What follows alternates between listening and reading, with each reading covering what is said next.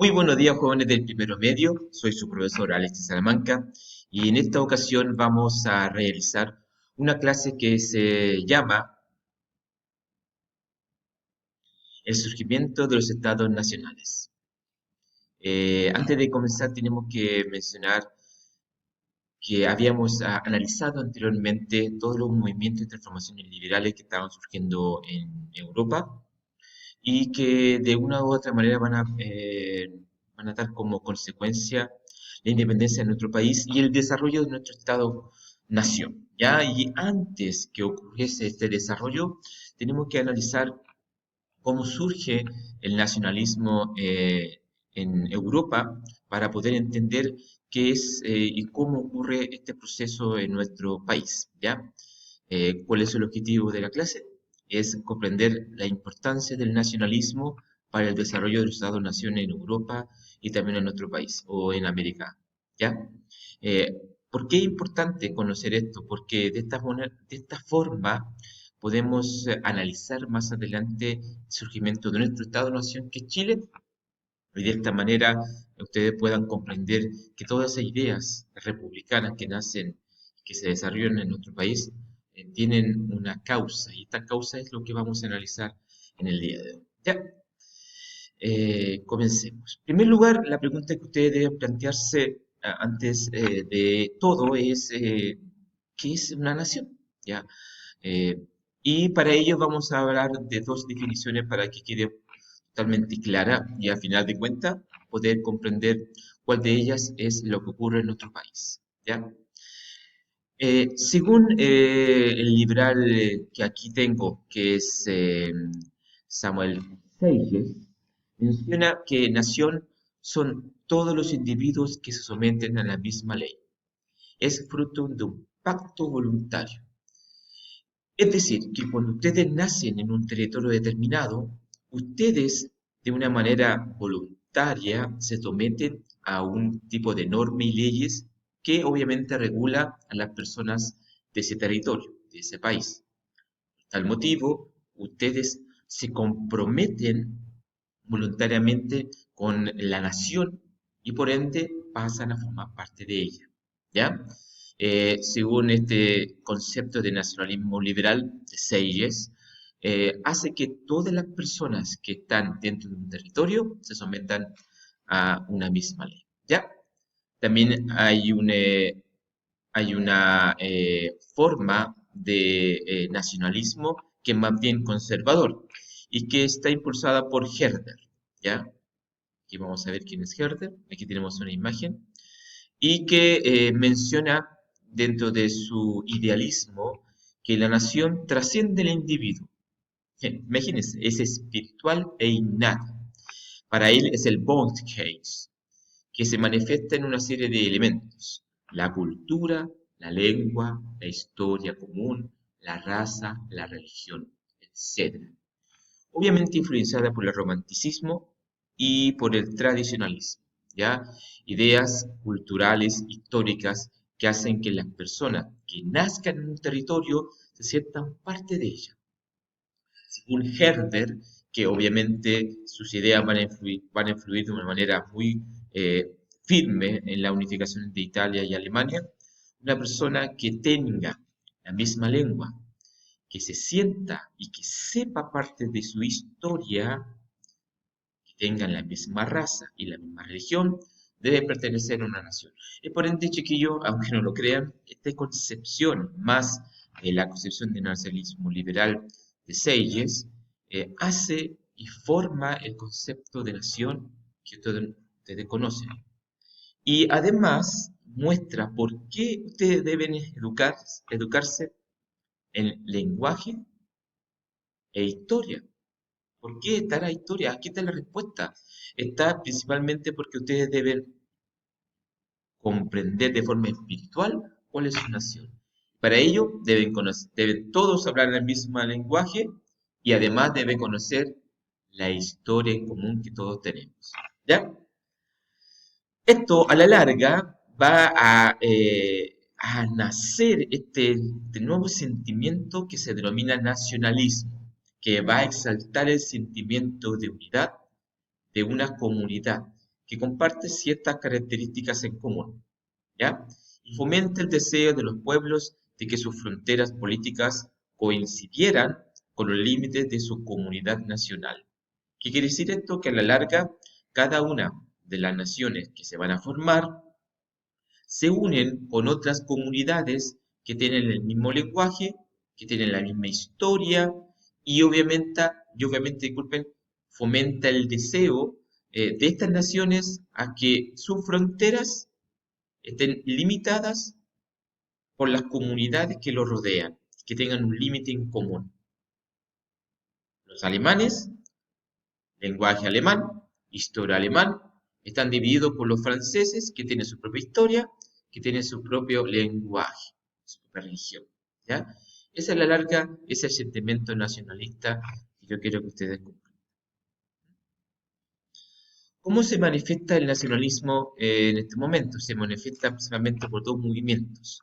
Un movimiento se denomina de división, que obviamente algunos movimientos nacionalistas pretenden separarse de una unidad política más grande y formar su propio Estado. En este caso ya habíamos comentado acerca de ello. Algunos ejemplos muy claros fueron los movimientos nacionalistas que surgieron en Bélgica, que se separa de los Países Bajos y se transforman en dos. Ya recuerden, un País Bajo, que es Holanda y Bélgica, obviamente dos pueblos totalmente diferentes, con lenguaje diferente, se separan. Y Grecia, que estaba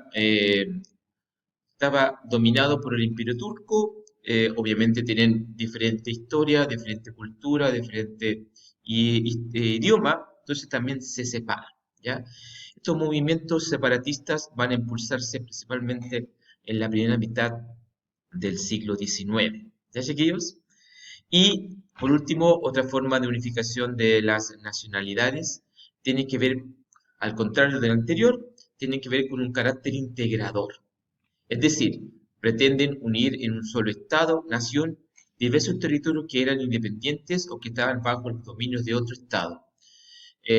Cuando lo integro y me integro a aquellas comunidades que tienen, insisto, el mismo idioma, la misma historia, la misma religión, la misma cultura.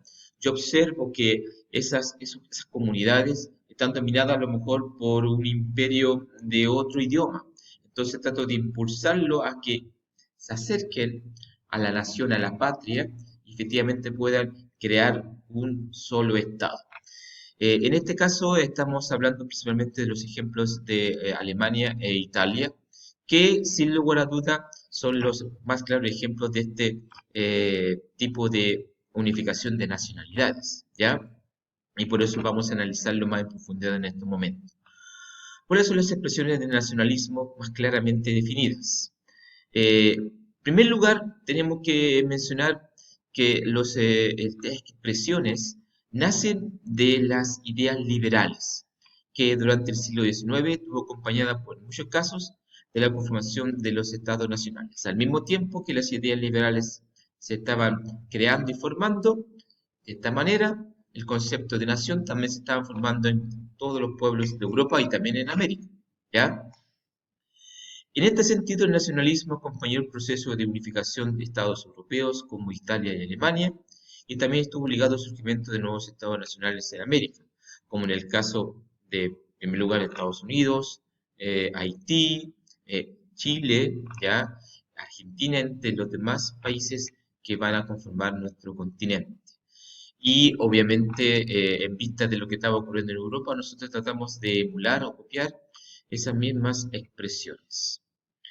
¿Cuáles son los movimientos nacionalistas que van a existir en Europa? Principalmente van a ser dos, que es el movimiento italiano y alemán, que van a compartir las siguientes características, ambas, ¿ya? En primer lugar, la difusión de los ideales liberales. Cuando un territorio europeo era ocupado por otro imperio, las ideas de libertad, igualdad y soberanía llegaban más fácilmente a las naciones ocupadas.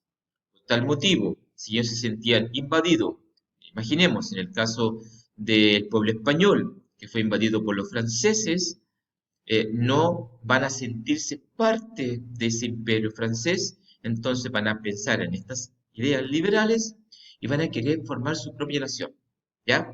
Es decir, la difusión de las ideas liberales es la base fundamental de los nacionalismos en Europa en esta época.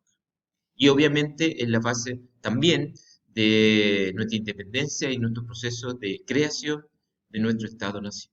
¿Ya? Otra de las características muy importantes que vamos a analizar en la unificación italiana y alemana es principalmente el apoyo de los líderes políticos. En este caso, todo el pueblo alemán y el pueblo italiano apoyaban a estos grandes líderes que obviamente eran seguidos para poder formar su propia nación. En este caso tenemos al Guillermo I de Prusia, que era el baluarte fundamental de este movimiento nacionalista de unificación alemana y que además era apoyado por el ejército y por sus primeros ministros, y también al rey Víctor Manuel II de Piemonte y Cerdeña, que era de Italia. Aquí tenemos una imagen de los primeros ministros, principalmente de Italia, que era Cavour, y de Otto von Bismarck, que era de Alemania. ¿Ya? Ellos apoyaban a sus líderes y entonces todo el mundo los seguía a ellos en las características más claras de este movimiento de unificación, tanto en Alemania como en Italia. ¿Ya? Otra característica en común, obviamente ya lo habíamos explicado en la clase anterior, es la importancia de la burguesía. Ellos buscaban ampliar sus negocios, por lo tanto van a apoyar estos movimientos nacionalistas. ¿Y cómo lo apoyaban? Principalmente con recursos económicos. Si sabían que efectivamente aumentaba el número de población dentro de su territorio, ellos podrían tener más comprador de sus productos y obviamente poder así agrandar sus negocios, ¿ya? Y por último, dentro de estos movimientos nacionalistas en Europa, vamos a analizar la influencia del romanticismo. ¿Y qué es el romanticismo? Es un movimiento cultural y artístico surgido durante el siglo XIX que buscaba resaltar el individualismo y la idea de libertad como reacción al espíritu racional y crítico de la Ilustración. Algunos de sus principales exponentes fueron el español Gustavo Adolfo Beckler y el alemán Goethe, ¿ya? Si ustedes se dan cuenta, muy influenciado con las características del liberalismo y para crear una cultura nacional, los pueblos y las naciones van a seguir este nuevo movimiento cultural que va a resaltar las ideas románticas del pasado, las ideas nacionalistas, las ideas de mirar al futuro bajo la unificación y así poder ser un país desarrollado y un país próspero. Así que yo, en síntesis, las ideas que estamos analizando en el día de hoy van a ser importantes para que ustedes comprendan cómo surgen los estados-nación, principalmente el Estado-nación de Chile. La unificación de Italia y la unificación de Alemania nos entregan los parámetros a seguir para que más adelante podamos analizar y ustedes puedan comprender de mejor manera la forma en la cual va a nacer nuestro país. Ya chiquillos, soy Alexis Salamanca, el profesor de historia. Los dejo en este momento, espero que estén súper bien y nos estaremos viendo la próxima semana, esperando que estén muy bien en sus casas. Recuerden, si no, el hashtag, ¿verdad? Quédate en casa, quédate en ese lugar y así podamos superar con facilidad esta pandemia.